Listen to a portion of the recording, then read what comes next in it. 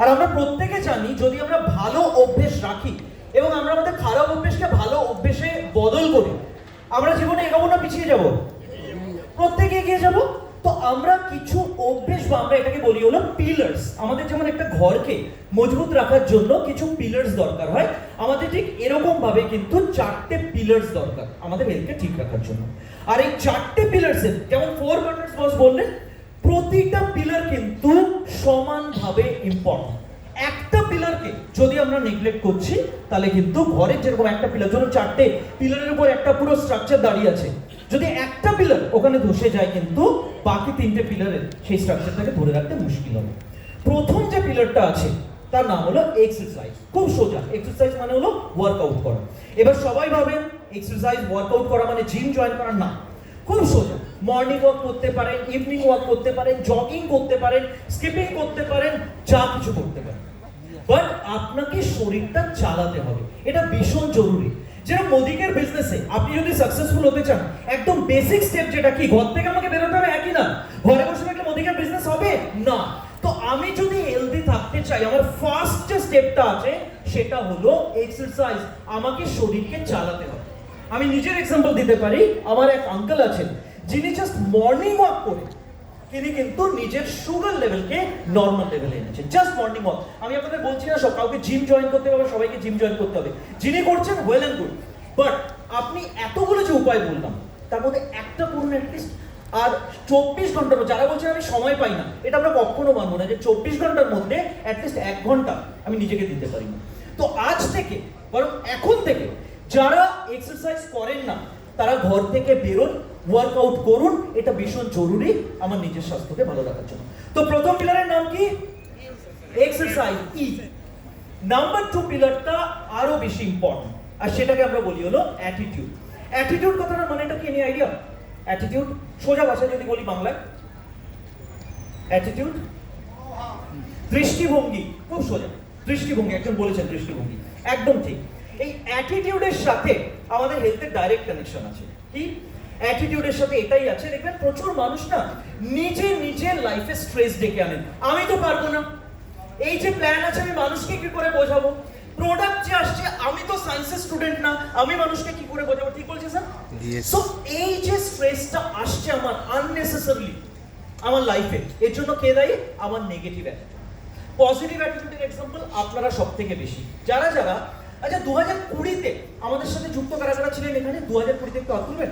2020-তে আমাদের সাথে ছিলেন, ভেরি নাইস। আপনাদের মনে আছে 2020-তে যখন কোভিড এসেছিল, আপনাদের মেইন কনসার্ন কি ছিল? যে এখন তো আমাদের মুভ করা বন্ধ, গভর্নমেন্ট বলেছেন লকডাউন, যেতে পারবো না, তাহলে আমরা অফলাইন থেকে অনলাইন মিটিংয়ে কি করে যাব? বাট এখন আমি প্রতিটা টিমকে দেখি যে আপনারা কিন্তু ক্লাসরুম বা হল ইভেন্টের সাথে সাথে জুম মিটিংও করেন, হ্যাঁ কি না? তো আপনারা সেই টেকনোলজিটাকে নিজেরা গ্রহণ করেছেন যে কোভিড একটা সমস্যা, বাট আমরা এগিয়ে যাবো। আপনাদের জন্য জোরে একটা হাততালি হয়ে যায় এই পজিটিভ অ্যাটিটিউড। এই পজিটিভ অ্যাটিটিউডটা মেইনটেইন করা ভীষণ জরুরি। Exercise, attitude. Number 3, rest.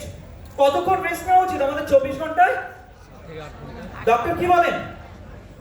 7 থেকে 8 ঘন্টা। কারেক্ট। কখন রেস্ট নেওয়া উচিত? দুপুরবেলা? আমাদের রাত্রিবেলা রেস্ট নেওয়া উচিত।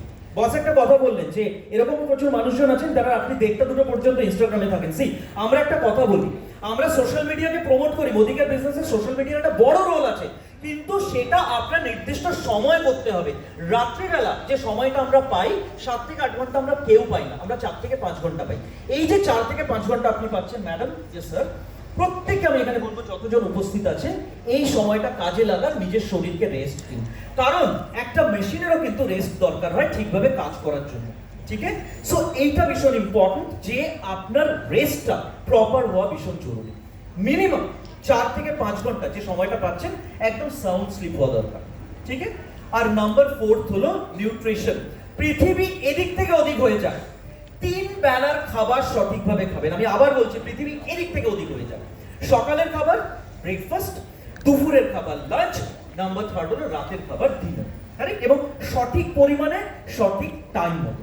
কারণ আপনি যদি পুষ্টি গ্রহণ না করছেন, বেসিক কাজটাই যদি না হচ্ছে, আপনি কিন্তু আপনার শরীর এগোবে না, আপনি শরীর চালাতে পারবেন না। তো 4টে পয়েন্টস কি বললাম? Exercise, attitude, rest and nutrition. এই 4টে পিলার্স আছে আমাদের শরীরকে ঠিক রাখার জন্য। বাট আমরা একটা কথা বলি, আমরা এখানে যতজন মানুষ আছি আমরা প্রত্যেকে একা চলতে পারি তো লাইফে, এইটুকুনো কনফিডেন্স আছে আমাদের। বাট সঙ্গে যদি একজন সাথী থাকে, সঙ্গী থাকে, আমরা আরো ভালোভাবে যেতে পারি, তাই তো? হ্যাঁ কি না? তো সেই সঙ্গে আপনাদের আছে হলো প্রফেশনাল লাইফে মোদি কেয়ার। আর এই মোদি কেয়ার আপনাদের জন্য পঞ্চম পিলার যেটা তৈরি করেছে সেটা হলো ফুড সাপ্লিমেন্ট। কারণ আপনি পুষ্টি থেকে পুরো কিন্তু সম্পূর্ণ পুষ্টি পাচ্ছেন না। শোনো ম্যাম, ঠিক বলছি আমি? পুরো পুষ্টি পাচ্ছেন না। তো যদি পুরো পুষ্টি না পাচ্ছেন, এই যে পুষ্টির ঘাটতি, এই পুষ্টির ঘাটতিটাকে পূরণ করে হলো মোদি কেয়ার ফুড সাপ্লিমেন্টস।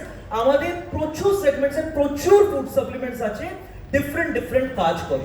এবার আপনি মানুষকে ফুড সাপ্লিমেন্টস কি করে বলবেন? এখানে প্রচুর নতুন মানুষ আছেন, একটাই কাজ করতে হবে, মোদি কেয়ার আপনাদের নলেজ বাড়ানোর জন্য সবসময় ট্রেনিং অর্গানাইজ করেন।